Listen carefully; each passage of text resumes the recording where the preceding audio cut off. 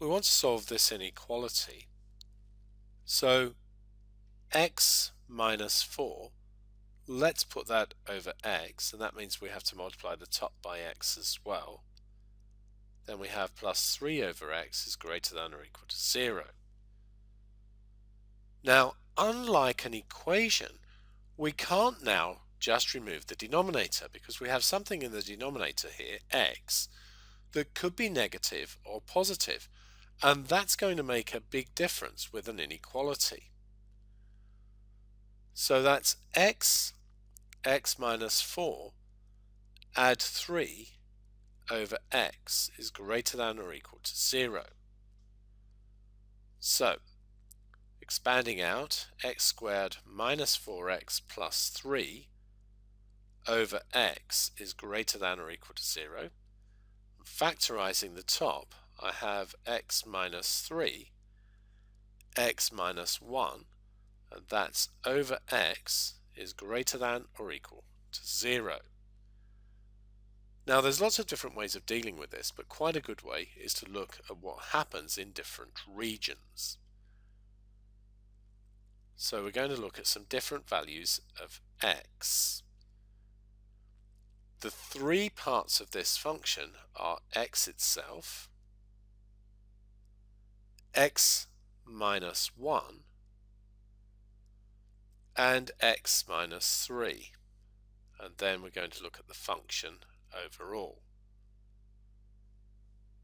So, which are the key points? Where do the various elements change sign? Well, if we think about x, it changes sign at 0.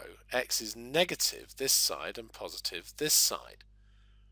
So x is less than 0 is somewhere I need to look. X minus 1 changes sign when x is 1. When x is 1, this is 0. If x is less than 1, it's negative, and more than 1, it's positive. So look between 0 and 1. This one changes at 3. If x is less than 3, it's negative. If it's more than 3, it's positive. So we'll go between 1 and 3, and then we'll look at when x is more than 3. So if x is negative, all three of these parts are negative.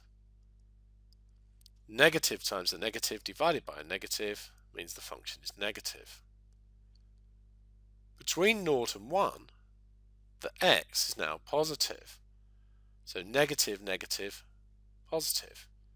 So this one is positive, negative, negative. Overall, it's going to be positive. Then between 1 and 3, this one then changes. So positive, positive, negative, negative. And if x is greater than 3, they're all positive. So this is positive. Now we want when the function is greater than or equal to 0.